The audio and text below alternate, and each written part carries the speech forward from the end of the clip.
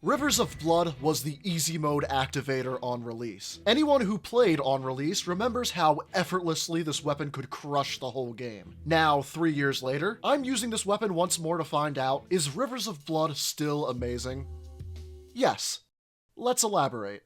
We find Rivers of Blood in the mountaintops of the Giants. Head to the church west of the Fire Giant Arena, and Okina will invade you. Defeat the invader, and he'll drop the weapon. The moveset is the standard katana moveset, which is great all on its own. The R1 and R2 attacks are slash attacks that can easily boost our successive attack power. There are a few attacks that are thrusting too, like the running heavy. I wouldn't spec into a counterattack build because only physical damage is boosted by counterattacks, and Rivers of Blood is a split physical and fire weapon.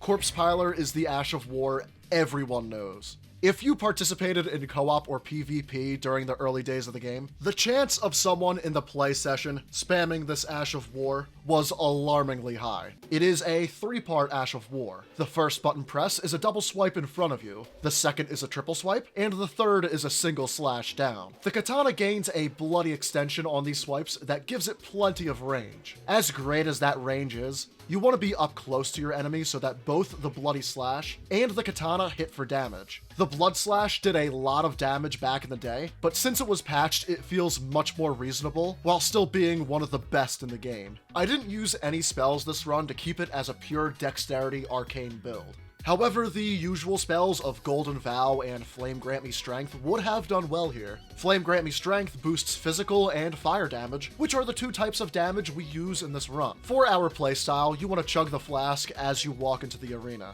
Start off with the Ash of War so you can inflict blood loss and gain successive attack power. Corpse Piler is pretty fast, so you can weave it into your normal fighting style. Bosses that can be stunned by stronger hits will fold against Corpse Piler. If you're looking for a weapon that is easy to use and great against Malenia, Rivers of Blood is the weapon you need. Before we get into stats and talismans, let me know your thoughts on the weapon. Have you used it before? Or is this a katana that you tend to steer clear of? I know I put off making a build video of this weapon myself for a long time. I have builds of every other katana in the game, so if you enjoy build videos like this, please do like and subscribe to show your support. I can't believe it, but we're already at almost 4,000 subscribers.